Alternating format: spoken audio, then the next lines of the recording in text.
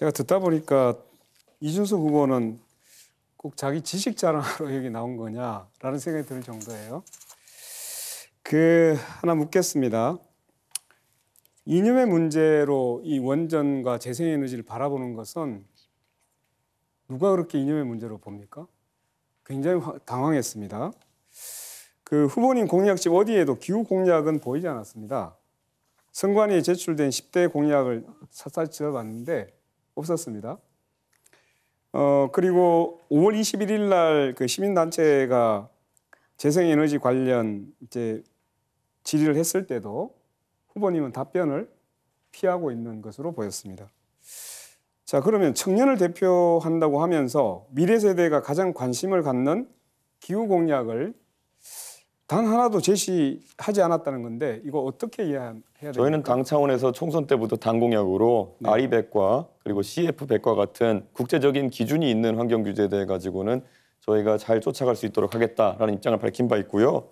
저는 기후 환경에 대해 가지고 젊은 세대가 가진 방향성이 딱 이것이다라고 우리 권영국 후보님께서 규정하지 않으셨으면 좋겠습니다. 방금 저와 김문수 후보가 나눴던 대화 같은 것들도요. 충분히 젊은 세대의 공감을 사고 있는 경우도 있고 특히 거기에 더해서 원자력 발전에 대한 부분은 이미 지난 문재인 정부의 이념적인 행동 때문에 이념적이라고 판단하는 국민들이 있는 거 아시지 않습니까? 네, 거기까지 듣겠습니다. 예. 지구를 살리겠다라고 나서고 있는데 그것을 이념 문제로 치부한다는 것은 오히려 이준석 후보가 지금 기후 문제와 에너지 문제를 이념 문제로 갈라치고 있는 거 아니냐라는 말씀을 하나 드리겠습니다. 그리고 제가 왜 그러면 당에서 했던 것을 후보 공약에는 하나도 집어넣지 않았을까? 혹시 단일화를 염두에 둔 거 아닐까요? 이런 질문이 들었어요. 기후 공약이 없으면 단일화하는 겁니까? 그래서 제가 별칭 하나를 한번 드리겠습니다. 네. 기후 없는 이준석? 어때요? 굉장히 좋은 것 같은데. 자, 그러면 다음 이재명 후보에게 묻겠습니다. 2024년 현재 발전 산업의 46%가 민간 기업이 소유하고 있습니다. 이런 추세라면 2040년에는 외국계 자본과 대기업이 발전 산업의 90%를 차지하게 될 겁니다. 자, 국부가 유출되고 대기업의 배만 불려주게 되는데 민영화로 당연히 전기료는 올라가겠죠. 이렇게 되면. 그 피해는 국민들에게 전가될 겁니다. 재생에너지 해상 풍력 사업이 특히 그렇습니다. 이 민영화가 아니라 공공이 50% 이상 주도해야 한다고 저는 생각하고 있습니다. 후보님, 제 의견에 동의하십니까? 그 비율이 얼마인지는 논의해 봐야 되겠지만 저는 최소 30% 정도를 해당 지역 주민들에게 사업권을 주는 게 맞다. 지금 신안 같은 경우는 그걸 통해서 햇빛 연금이라고 주민들한테 배당을 해주고 있지 않습니까? 저는 그건 대폭 확대해야 된다고 생각해요.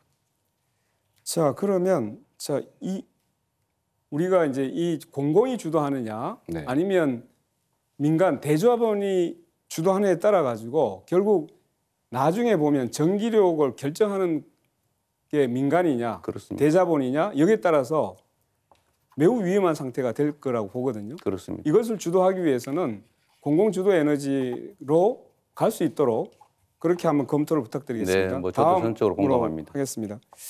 자, 기후난 개발로 인해서 대한민국이 심각한 몸살을 앓고 있습니다. 부산 가덕도 제주 2공항, 세왕금 흑산도 신공항 이런 데 많이 있습니다. 네. 자, 얼마 전에 제주항공 참사 원인은 조류 충돌이었다. 그리고 가덕도는 무안보다 조류 충돌 위험이 246배, 세왕금 공항은 610배나 높은 지역입니다. 게다가 가덕도 공항은 이미 현대건설 컨소시엄이 건설 공사기간 연장을 요청했다가 취소됐습니다. 네. 자, 그러면 이 사업은 전면 재검토해야 되는 거 아닙니까? 여러 가지 논란들이 있지만 이게 이제 오로지 경제적 요인만으로는 판단할 수가 없고 이 정치적 요인들도 분명히 있거든요.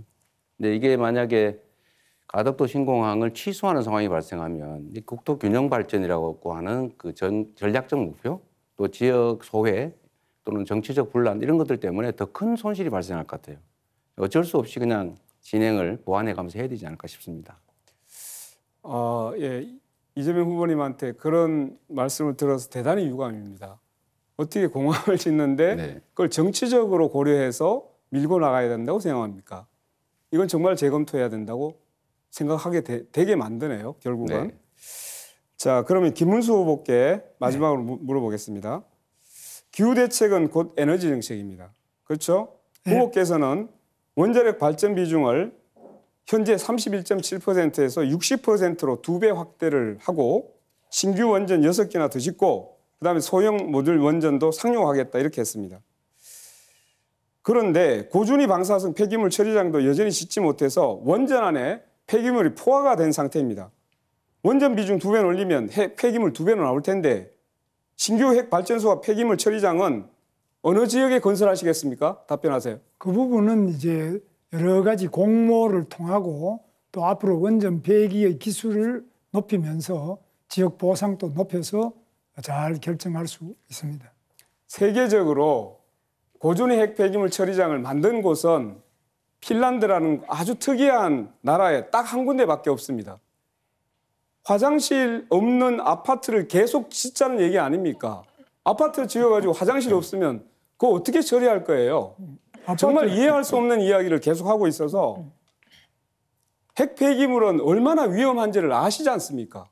지금 후쿠시마에서도 로봇으로도 처리 못하는 게 핵 폐기물입니다. 고준위 핵 폐기물.